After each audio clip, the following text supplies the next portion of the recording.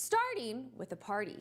Dia de los Muertos is known as the Day of the Dead, and while it was celebrated on the 1st and the 2nd, there are still celebrations happening, yes, this weekend. So Malik Wilson is joining us live with an exciting preview.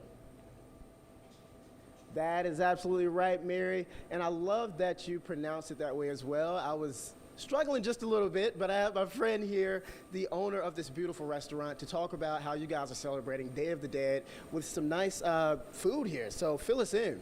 Yeah, so basically all week we've been having this special offering, which is the Mukbilpollo, which in Yucatan is very traditional for the Dias de los Muertos, or as we call it down there, Hanal Pishan.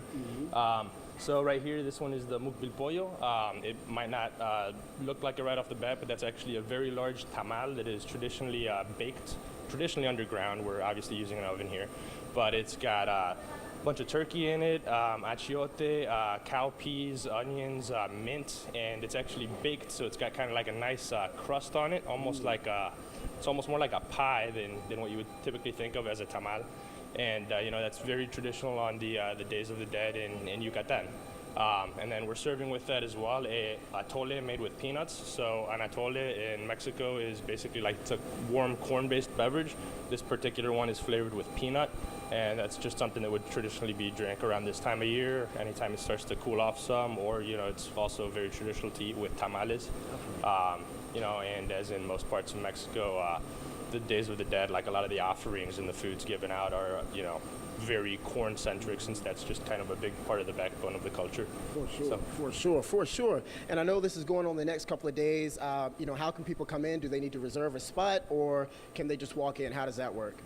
So for the Mukbilpollo, we're actually selling this only as a takeout option. Okay. So that's going to be a package deal. You get a Mukbilpollo, and you also get some of the peanut atole.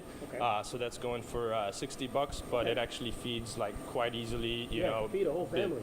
Easily. You know, I mean, depending on how hungry people are, you know, 4 to 8 people could eat off that quite easily. Okay. But if you're coming in to dine with us instead, we do have these other ones, which are chachacuajes, which are also very traditional this time of year. So the chachacuaje is basically the same as the Mukbilpollo, except for it's a smaller one. It's still baked, has the same filling, all that. So that's something that you could enjoy if you came in to dine with us instead. Sounds good. Sounds good. Well, listen, all the information that you're going to need is right there on your screen. Be sure to check that all out and show your celebration. We appreciate you so much. This is like your 3rd or 4th time on the show. We always enjoy having you. Yes, sir. Yes, sir.